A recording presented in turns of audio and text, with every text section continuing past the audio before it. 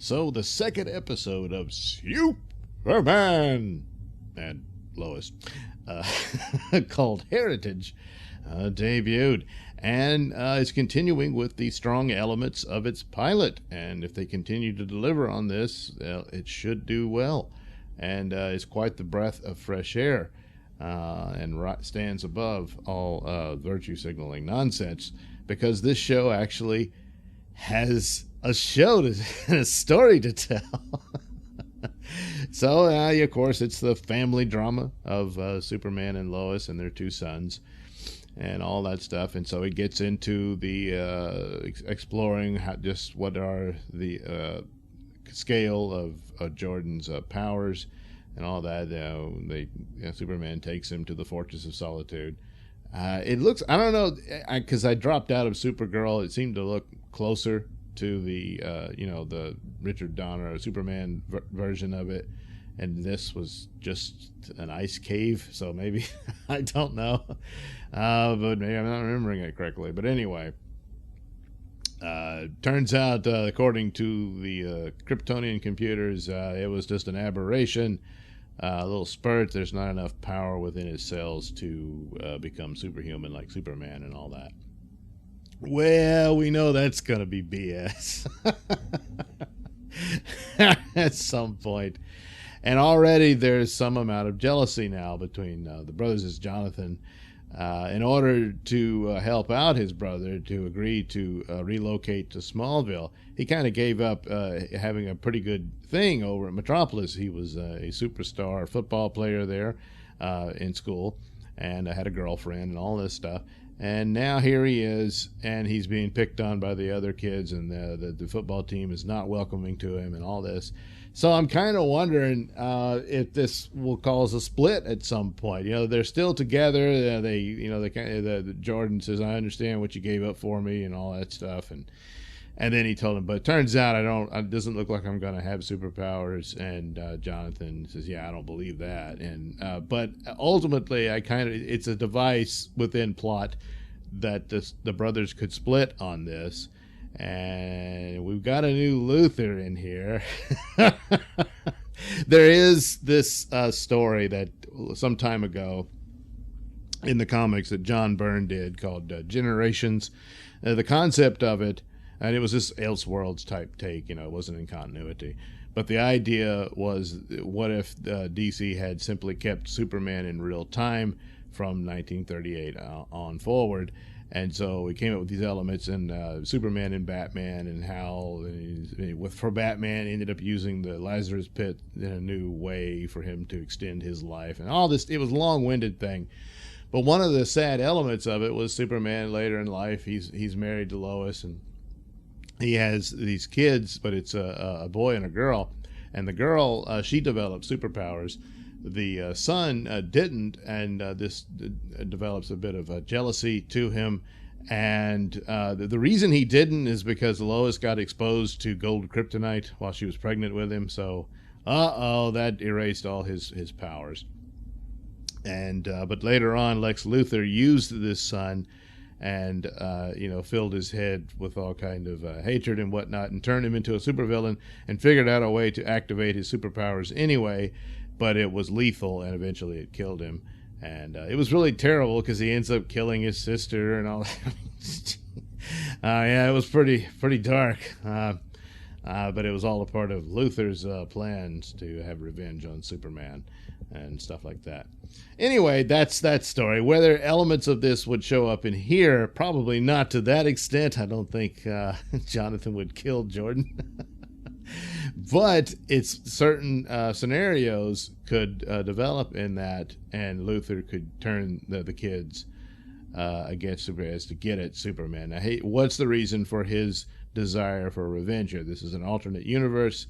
Luthor, obviously, he's black, and he's flying around in his sort of Iron Man suit from Halo and all this stuff. And he encounters Sam Lane and recognizes him and talks to him and is telling him, "Why are you working with Superman? He's the enemy," and all this stuff. And Sam Lane's kind of baffled at this. And it turns out the reason Luthor, this Luthor is called Captain Luthor, is not because he's the captain of this spaceship, which has its AI running it.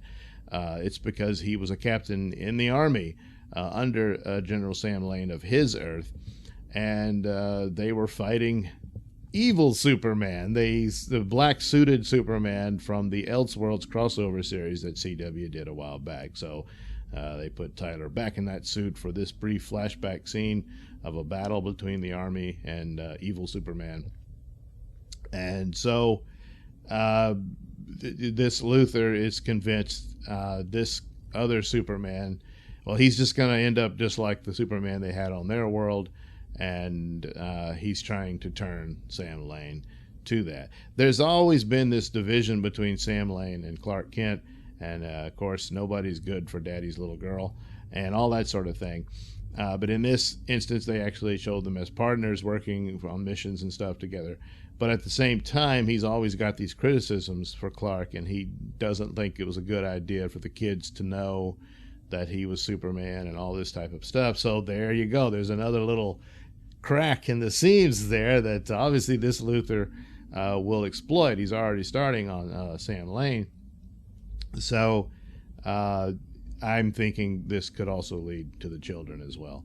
So, but anyway, the delivery is fine. It's good. It's about as good as you could expect for CW. And the weaknesses that, just for my own personal taste, I'm not a big fan of teen soap operas. The elements are there, but interestingly enough, and kind of maybe learned a lesson from how Stargirl did it, which was even more of an emphasis on that type of stuff, but they kept it at a minimum, and there's enough adventure and mystery to keep you interested in it. The other aspect is, it's Lois upset with Morgan Edge, and he's going to be the Trump. He doesn't look anything like him, of course. At least they got that right. But the arguments within it are very simplified, and actually they have the redneck guy who's Lana Lang's husband here. And he's like, look, we need the jobs. And he's right. Lois really doesn't have an answer for that. It's just, you got to have a living wage. But what's the living wage based on? The metrics of reality are going to play a role in here. And what is profitability? What amount of money can make? He can't just give the money away, even for a super wealthy man like Morgan Edge. Eventually, it's going to run out. Nobody has infinite money. I know the government claims to while they're printing it, but that's not true. So, but will that get resolved? I don't know, but they did give voice to one another. But Lana Lang's husband is not going to win any arguments here through the story. And but true to form, there's a lot more journalists like Lois than not. And so it just sticks to that attitude. But it is an interesting thing because she confronts him confronts Morgan Edge at this town meeting, and he cleverly turns it on her. Everyone's looking at her like, yeah, she doesn't really care about us getting jobs.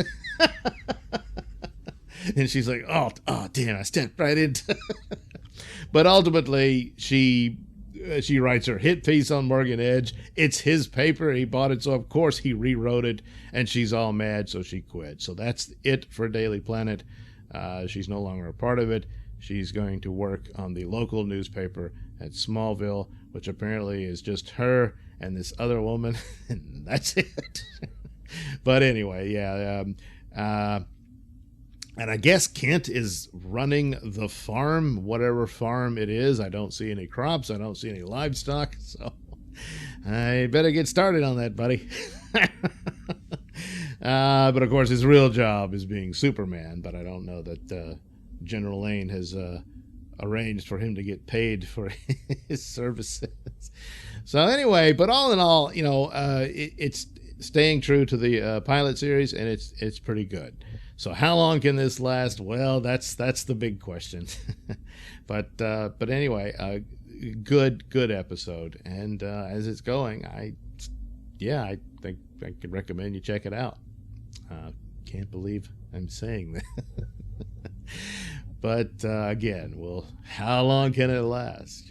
Well, we'll see. If it makes a season, I will be impressed. And by last, I mean maintaining this very basic superhero adventure with, of course, family drama / teenage soap opera type things and all of that. But it's just good. It's just very simple and giving you a Superman story. Imagine that.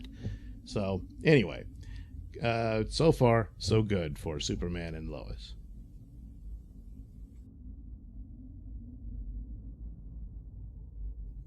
Thanks for watching and listening. Say, while you're still here, why not like and subscribe and share with your many friends? Yes. Also, check out my mini stores in the link description below. Yes, where you can get t-shirts, hats, mugs, all those goodies with my artwork on them. Oh, yeah. And head over to indieplanet.com and pick up a copy of my comic book, Night Night. Oh, yeah. You can also catch me at my podcast, Mr Nailsin Show, on RadioMisfits.com. And you can also watch my videos on BitChute.com and now on Rumble.com. Oh, my goodness. So many places to watch me and my stuff. Oh, yeah. And if that's not enough for you, well, you can follow me on many social media platforms and say hi to your old pal, Mr. Nailsin.